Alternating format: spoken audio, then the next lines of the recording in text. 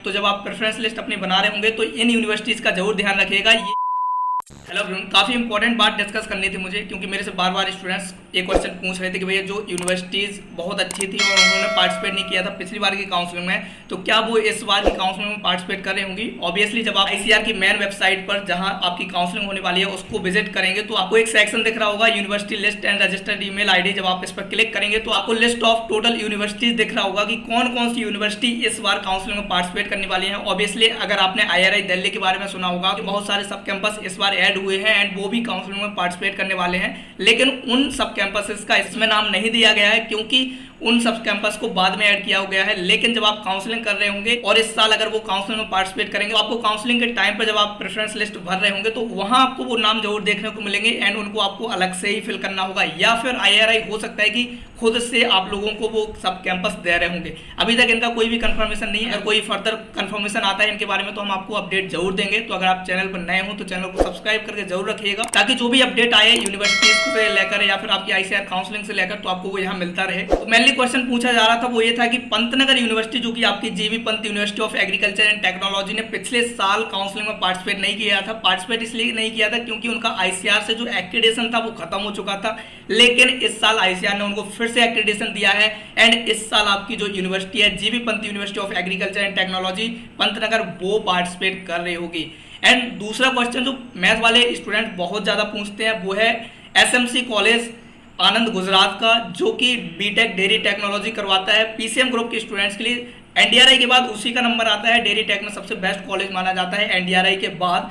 तो वो कॉलेज भी इस बार पार्टिसिपेट करने वाला है, नाम से जाना जाएगा कामधेनु यूनिवर्सिटी। ये वही कॉलेज है जो कि पहले आनंद एग्रीकल्चर यूनिवर्सिटी में था, SMC कॉलेज जो कि डेयरी टेक के लिए था। इसको क्या किया गुजरात वालों ने, जितनी भी डेयरी टेक के कॉलेजेस थे उन सबको कामधेनु यूनिवर्सिटी के अंडर डाल दिया और कुछ भी चेंज नहीं हुआ है, बस आपकी यूनिवर्सिटी चेंज हुई है, बाकी कॉलेज सारा सेम सेम है। तो अगर आप बीटेक डेयरी टेक को प्रेफर करने वाले हैं तो कामधेनु यूनिवर्सिटी को जरूर टॉप पर रखिएगा NDRI के बाद। मतलब NDRI तो ऑब्वियसली डेयरी टेक में टॉप पर है ही है, उसके बाद आपका आता है SMC कॉलेज जो कि कामधेनु यूनिवर्सिटी के अंडर आ रहा है। तो अगर आपको लगता है कि आपको बीटेक डेयरी टेक में जाना है तो कामधेनु यूनिवर्सिटी एक बेस्ट यूनिवर्सिटी हो सकती है एंड आप इसको प्रेफर कर सकते हैं NDRI के बाद। बाकी आपकी चॉइस है कि NDRI में जाना है या कामधेनु में जाना है, दोनों यूनिवर्सिटीज अपने आप में बहुत अच्छी हैं। तो ये क्वेश्चन था कि पंतनगर यूनिवर्सिटी और कामधेनु यूनिवर्सिटी पार्टिसिपेट करेंगे या नहीं करेंगे, तो इस साल ये जरूर पार्टिसिपेट करेंगी। एंड पंतनगर तो ऑब्वियसली जानी जाती है BSc एग्रीकल्चर के लिए, तो अगर आप BSc एग्रीकल्चर को प्रेफर करने वाले हैं तो पंतनगर को जरूर प्रेफर कीजिएगा, क्योंकि ये पूरे ICAR में बेस्ट यूनिवर्सिटीज मानी जाती है एंड इसकी रैंक हमेशा टॉप 10 में रही है। तो अगर आप चाहें तो इसको प्रेफर कर सकते हैं। ऑब्वियसली सबसे बेस्ट आपकी IRI दिल्ली है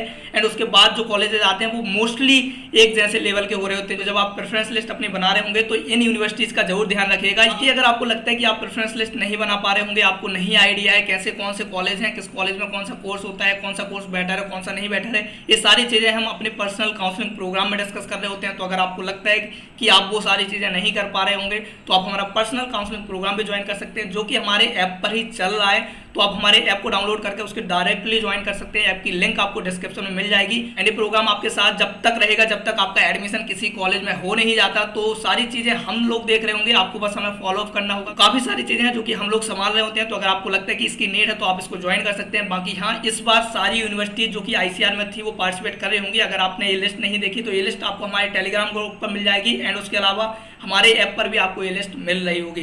तो बहुत इंपॉर्टेंट चीज है, अगर आपने नहीं देखा कि कौन कौन सी यूनिवर्सिटी पार्टिसिपेट करने वाली है तो यहाँ जाकर आप देख सकते हैं एंड इसकी हेल्प से आप अपनी प्रेफरेंस लिस्ट भी बना सकते हैं। ध्यान रखिएगा, ऐसे नहीं करना कि इसमें जो नंबरिंग वाइज दे रखे हैं वो उसी को उठाकर आप अपनी प्रेफरेंस लिस्ट बना रहे होंगे, ऐसा कुछ भी नहीं है।